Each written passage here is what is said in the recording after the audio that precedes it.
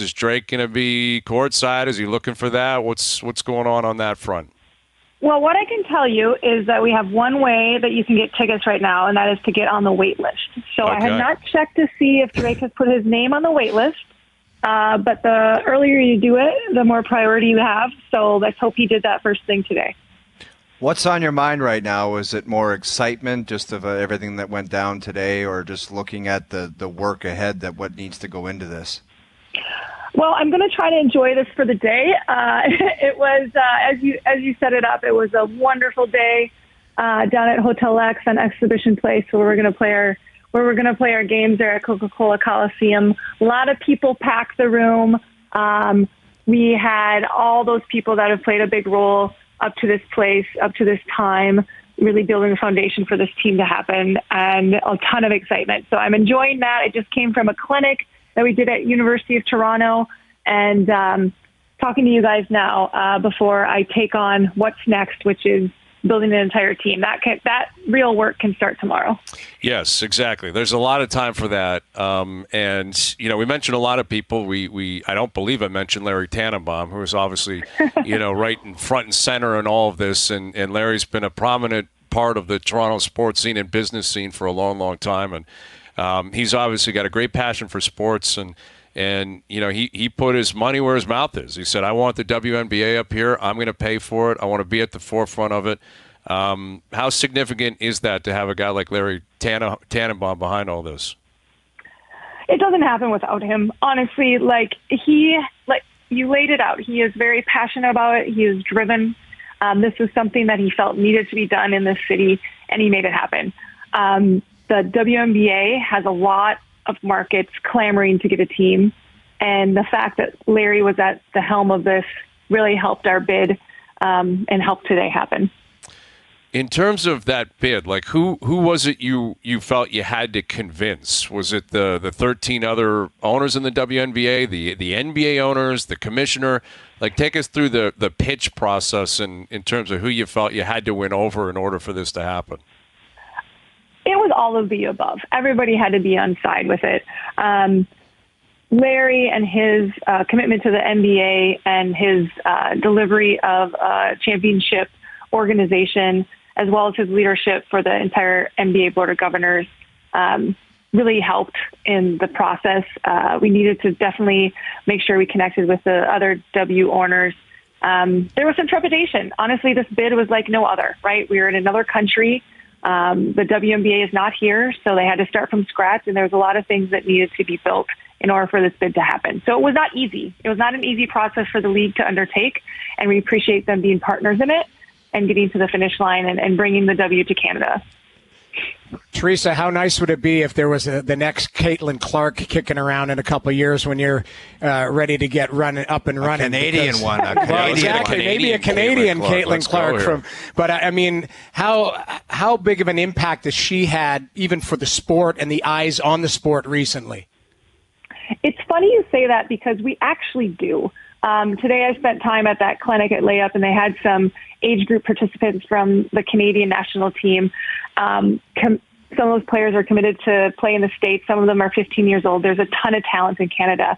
And I think this team is only going to bring basketball to more fans. And I wouldn't be surprised if there's a Caitlin Clark coming out of Canada in the next couple years. As an expansion team, more than likely we're not going to be eligible for the number one pick in year one. So hopefully the next Caitlin Clark from Canada is at least 3 years away from being there. But honestly, what she's done, Caitlin, to expand the game of basketball and to make it a topic of conversation for people who have never talked about women's basketball before, has opened the door for so many more people and the league in itself.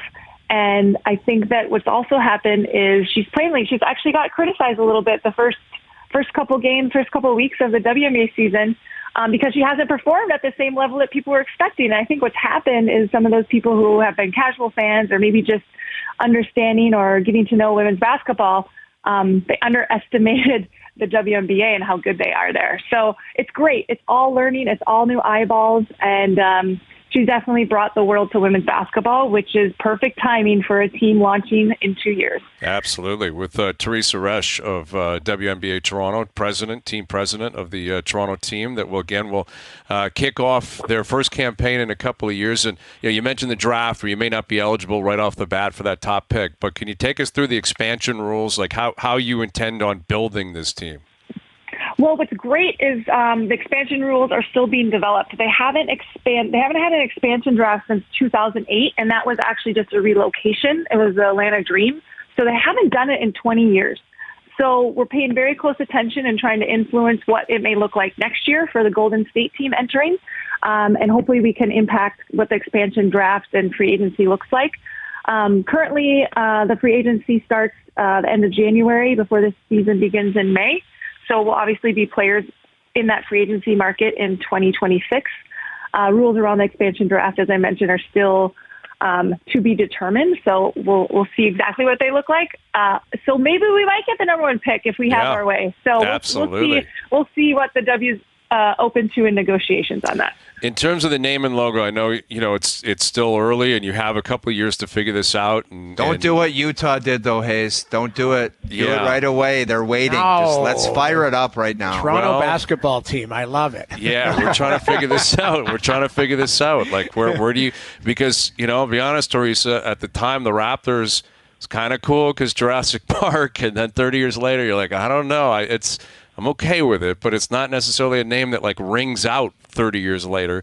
How important is it to get it right? Like to get the name right, the colors right, the logos right, all that kind of stuff? Always important to get it right. I think it's always in the eye of the beholder.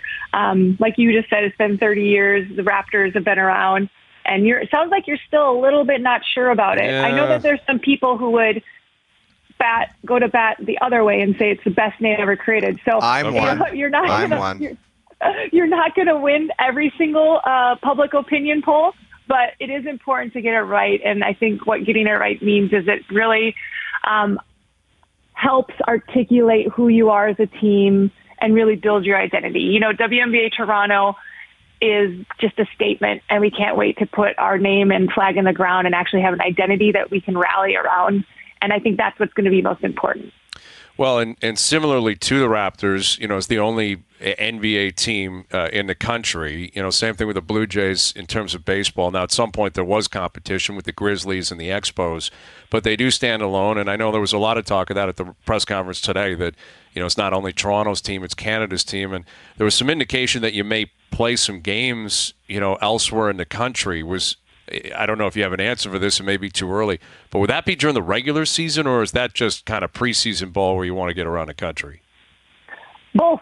So what's great is the WNBA was great partners in this, and they understand the opportunity, not just in Toronto, but all of Canada. And for us to play regular season games that count, that matter in places outside of Toronto, the league has to be on board. That's scheduling, that's getting other teams on board, and they're partners in that with us. So they have committed to working with us to make that happen. No commitment on number or locations at this point, but it's something that is part of our cooperation agreement and is going to happen because we think it's a big, big part of our vision and really our strategy to grow the game beyond the borders of America and honestly globally. So really excited about that opportunity, something that has never been done before. Like you said, the Raptors and the Blue Jays did not start as the only. They have both become Canada's team over the years through winning and fandom and the movement or the end of other teams. So we're really lucky to be able to start and really position ourselves as Canada's team. And ultimately what we hope to do is grow the game, and there'll be another team in Canada someday. And that will be because of our efforts and because of the game's growth and excitement and the fandom in Canada. Well, it was a really cool scene this morning, and obviously it's going to be a really significant build-up over the next couple of years, but it's coming, and when it arrives, I think a lot of people in the city and throughout the province and country will be buzzing about it, and I'm sure we'll catch up with you long before you guys tip off. So we appreciate you doing this, Teresa. Congrats, and we'll chat again down the road. Thanks so much for having me. I look forward to joining again in the future.